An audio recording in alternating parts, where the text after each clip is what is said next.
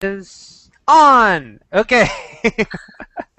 uh, hey guys, Eric and Roth here. We're going to talk about Hannibal season one, which wrapped up last week on NBC. And I think for both of us was a real favorite this year amongst new series. So yeah, let me just start the ball rolling by asking you, Roth, what were your overall thoughts on Hannibal? I loved Hannibal. I really did, and it's one of my favorites. If not, I think it's the most well done of the new serial killer dramas. Yeah. And this is something that we've talked about. We can't believe how much gore is going into network television, but it's so pretty.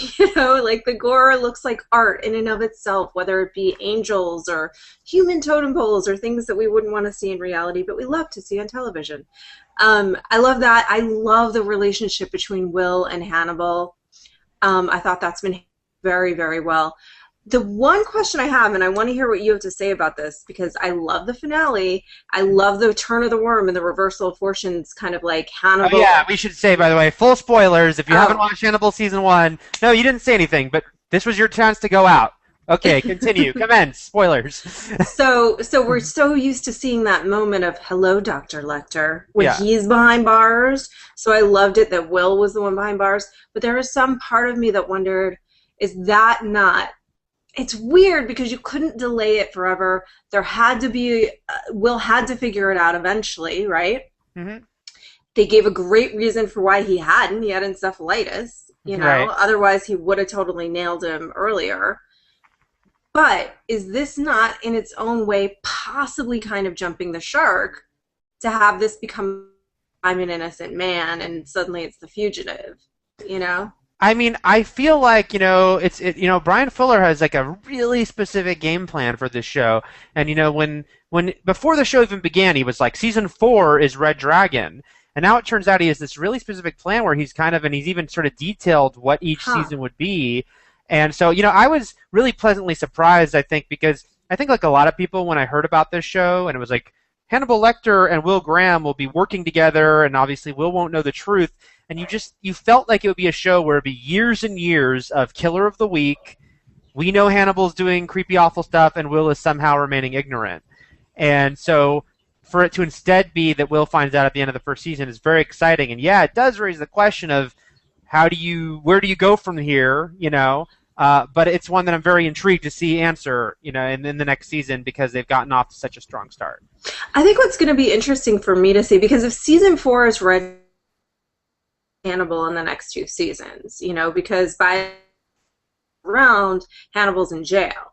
Right. So, I mean, yeah, I don't know. What's interesting to me is that does it become for a while that the FBI is going to see Will in jail to get his feedback on Hmm. cases? Is he the unwitting Hannibal? My friend the other day, or our friend the other day, who covers horror, he thinks that possibly Will did commit some of these murders, and I'm like, no, he didn't. I don't think that's the case. No. No, he didn't. Because he was talking about, well, he threw up the ear. And I'm like, I don't know that he did. I don't know that he did throw up the ear. I know that there was an ear in the sink, and I know that he threw up. Hmm. It's possible that the ear was already in the sink or that Hannibal stuffed an ear down his throat. We don't know. But there's Yeah. no way that Will, even with his encephalitis, committed these murders. The encephalitis tells me why he didn't nail Hannibal in 5 minutes like he did in Red Dragon. Right. Or in yeah, it was in Red Yeah, Dragon, Ender right? Dragon. Yeah. I think he didn't do it for sure. And I do think, one thing I did ask Fuller when I interviewed him last week was, you're not, it seemed clear to me, but I said, so you're not going to back out of this dynamic anytime quick, the new dynamic. And he's like, no, it's going to play out for a while. So you might be onto something as far as like Will almost being in the Hannibal Lecter, place of Jack Crawford going to him, Yeah, in jail and asking him questions about killers. yeah, which is a really interesting way to and to handle Will. Although I think that what I'll miss, because I think what's interesting about the Will Graham character is trying to balance those two. Wants to be normal, or to the degree that it's possible for him, and the side that you know what I mean? Because he's got this special gift. Yeah, I don't know. And that happens to be a storyline. The imprisonment of the innocent person, for whatever reason, happens to be a storyline in fiction that drives me bananas. I hate it. I hate watching it happen. It makes me want to stab people. Like, it And really then you'd makes be me. guilty. Then you'd be guilty of murder. Um, the thing that I think was so cool about this show is that instead of being what we expected with like Killer of the Week and then working together, yeah, there were a couple of one-off Killers of the Week. First of all, like you mentioned, so imaginative and crazy the things that happened that they were always interesting. And second of all, most of them, there were a couple of exceptions, but a lot of them would come back, whether physically or psychologically, and sort of play into the overall story. And so, whether it be Dr. Gideon or Georgia, they were still important. They weren't just, I'm the crazy killer this week, you're never going to see me again or hear about me. It all fueled the story. And even that totem pole, which was the Lance Henriksen character, who we only saw once, that totem pole haunted Will. Yeah. He kept seeing it in his mind. And so I like that there was significance to everything. It wasn't just glossed over like, oh, all these horrific things happen, we see it each week, and it won't matter to the characters at all. It all sort of fueled, the issues that Will was having all season. Yeah, and by the side note, how awesome is Eddie Izzard? He was I love great. Eddie Izzard. Yeah. Yeah, he was awesome. What I love, the main motif, and then even within there were those mini motifs like Georgia, and it's sort of the idea of culpability, right? And like I like one of the things that I really like about this show is like all of these shows are like we're exploring the mind of a killer, but they don't really, I mean, because it's so superficial or silly or whatever. This is exploring the minds of multiple killers, and what's motivating them, and the idea of culpability, because like with someone like Georgia, is she really culpable? And that becomes an interesting question. Or how culpable is she? Or, and how culpable is Abigail for what she did with her father? Right. And then the center of it, who is a classic complete psychopath and sociopath, that the only way that he can relate to other human beings is to toy with them, because he doesn't understand human emotions and he just is trying to figure it out. And so I think that's one of the fascinating things. But the overarching motif that I loved was the idea of the elk, and that Hannibal was the elk and Will is the hunter, and that his subconscious was trying to connect those dots, that just like too deep in the mind of this one killer, right? Right. Who was the hunter of women, but really he was in Hannibal's headspace the whole time. He just didn't know that he was. Mm-hmm. Do you know what I mean? Yeah, yeah. And I'm glad you mentioned Abigail because I thought she was a fascinating element too. Again, on another show, probably would have been a one-off character. Will saves her and we move on. And here, sort of how that affected her secrets, and how these two men became these father figures to her, but we didn't really know where she'd end up, I thought was really interesting. And also because Hannibal is clearly, I mean, they do not hold back on the fact that Hannibal is doing horrible things and is a horrible person. Yet he is a pretty, a fully realized character. And so the fact is that I believe he did care about Abigail. And I even believe that he's probably really crying for her in the finale, even though he killed and ate her. And the most fascinating thing to me, of course, is that he wanted Will as a friend. And it's like, even though Hannibal plays all these mind games, and even though he's framed Will for murder, in his mind it's all part of helping Will go to the next level and finding a kindred spirit. But Hannibal is himself so screwed up and psychopathic that he would not understand this is wrong. Everything he's doing is wrong. But I really love that depiction of him. I think, yeah, exactly. I think he's a fascinating character. I think he did, in as much as it's at all possible to him to care about someone, that he cared about her. But it's not possible for him. And that's the truth. And I think that, we have to talk about this. Gillian Anderson, and I love the line that she says to him, like, I'm going to bastardize this, but she says essentially it's kind of silly for you to try to attempt friendship as a person of it with a person that's not capable of it. Will's got his own issues too. But this is what I really want to talk about. She knows who he is, seemingly. From that last interaction between them, you have to be careful, Hannibal, because they're starting to see your pattern. She knows who he is. Well, I don't think she knows fully, though. I think she knows a couple things. One, she thinks your pattern of being too connected to your patients. The other thing is that she did see him, get a guy to swallow his tongue, and we don't know the full circumstances. I do not believe she knows he's a serial killer and a cannibal. I don't think she knows she's eating human flesh sitting at that table. Um, so I think yeah, they kind of did punch you in that direction for a second. I thought too, like, oh my God, Bedelia knows everything. But then I was like, okay, no, she doesn't know everything, but she knows more. And I do want to see. I asked Fuller, will we see flashbacks maybe to exactly what went down with her client and Hannibal saving her, and what does she know Hannibal to be capable of that might at least leave that door open for her to think maybe there's more, about him. I don't know. I feel like he orchestrated that whole thing. I feel like Hannibal put her in a position to be attacked by her patient and then stepped in to save her because there was some part of him that was liked her, and she's now his little butterfly in a jar. You know what I mean? He Right. basically created it so that she's a highly kind of functioning agoraphobic. Yeah. Like she's in a very gilded cage, but she's in a cage, and I think he put her there Hmm. because he likes to toy with her. And he is. I mean, look, he is such a master manipulator, and it was one of those things where they managed to pull off making this character so sort of amazingly clever in what he was doing, and it was diabolical, but it didn't cross the line until like he's doing too much. It just was like, oh my God, I can't believe the terrible things he's setting up and how he's making everything exactly work out the way he wants to have everything line up, just so. And it didn't work out perfectly. Again, I don't think he wanted to kill Abigail. I think in his perfect world she would have survived. But again, that's Hannibal for you. He did care about her. He wanted her to live, but oh, sorry, you're not fitting into what my plan is now. So now I have to get rid of you, and I'll feel bad about that, but I'll still do it. You know? Yeah, I think in his perfect world, he and Will are best friends, and they're raising Abigail together, and he has his little pretty butterfly, who is Gillian Anderson's character, and he just has everything perfectly the way that he wants it. When Hannibal can't function, his first thing to do is to kill when something is just simply not working out the way that he wants it. He has no ability to function like an adult human being with disappointment. He Right. just doesn't. And I don't know, did you read the books? Like, so do you know, like, No. the reason that he became a cannibal No, I haven't in the read the book books. series? Anyway, I don't know if they're going to get into the show, but it makes the Abigail character that much more interesting. And I was actually a little sad to see her go.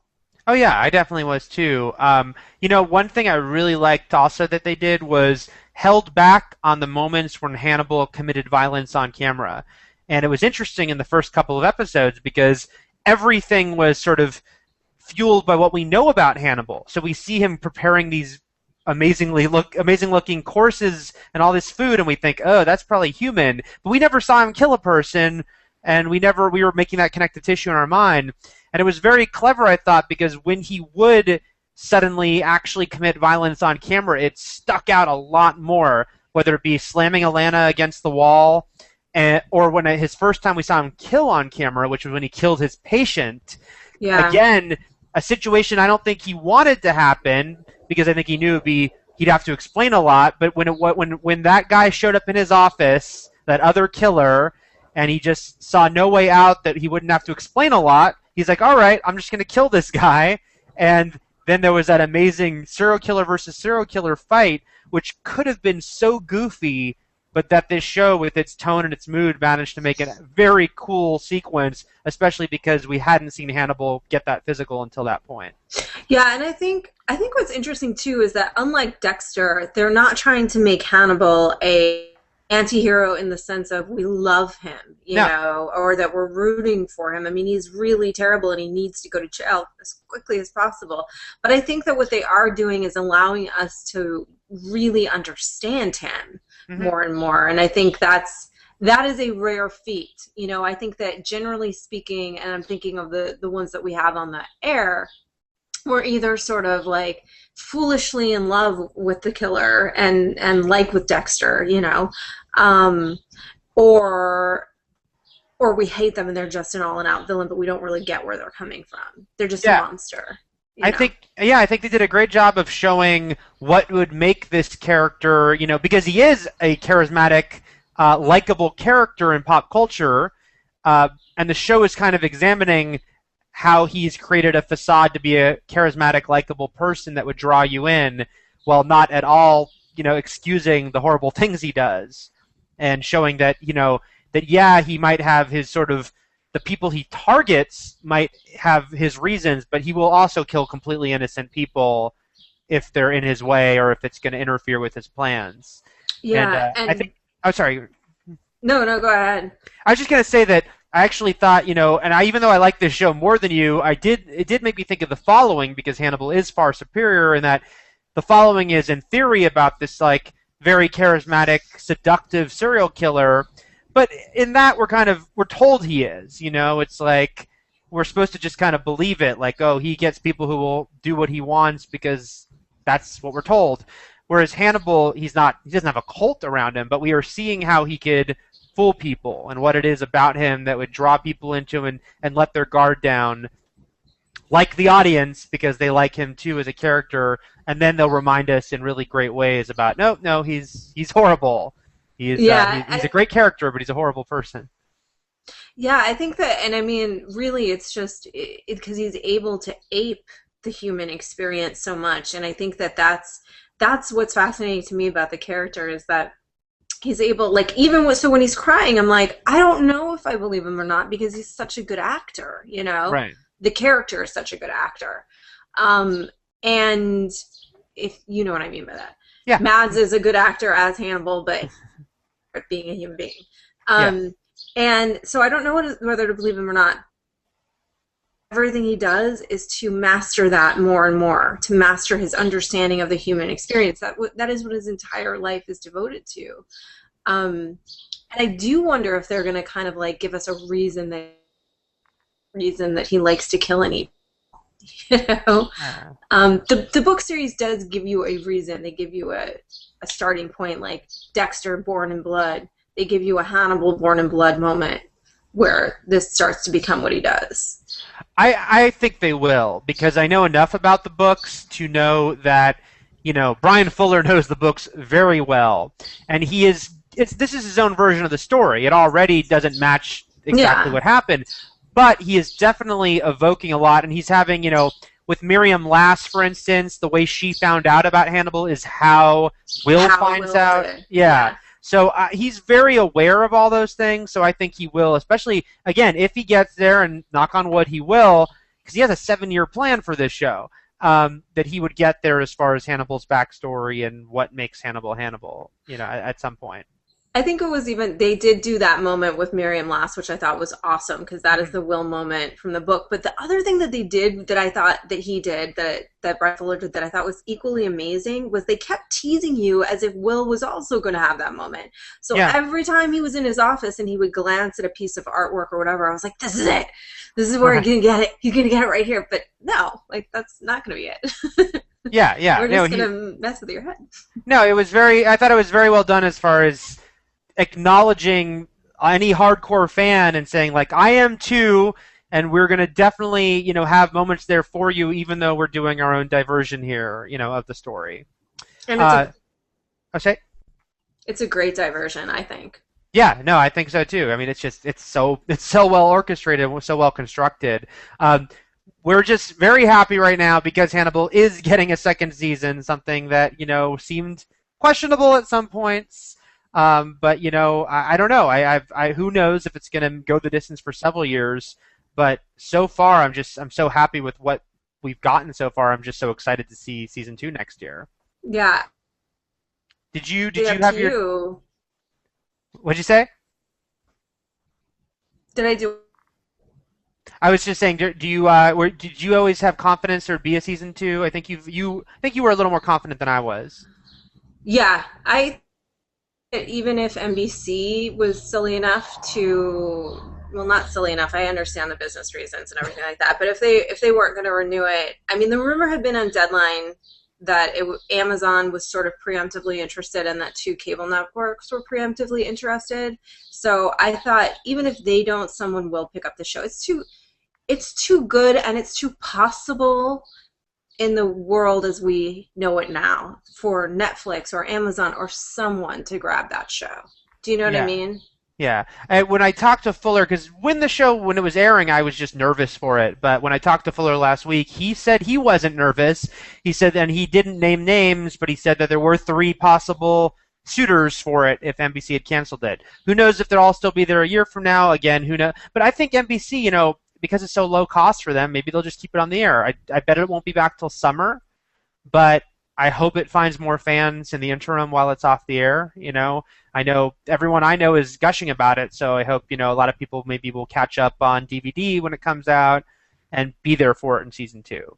I also do wish NBC would make some kind of an arrangement with an Amazon or a Netflix or whatever to make it available to stream because that's just the more practical way people catch. Yeah, I mean, hopefully that happens as well. I mean, and it probably wouldn't happen till around the same time it comes on DVD. If it does, that just seems to be for most cases how it is. But I think this show could certainly benefit from that. And yeah, I would love if it were sooner than later that it was available in such a way. Anyway, wrapping up here, I'm also posting my official review of Hannibal season one today, and I'm giving it a 9 out of 10. I loved it. I thought it was one of the best new shows of the year and the best show of the year, period, on broadcast, non-cable. And yeah, I really think it really proved that when people were saying, oh, all the good stuff is on cable, it's like it's proving you can have very special, interesting stuff on network TV, even if it struggles in the ratings.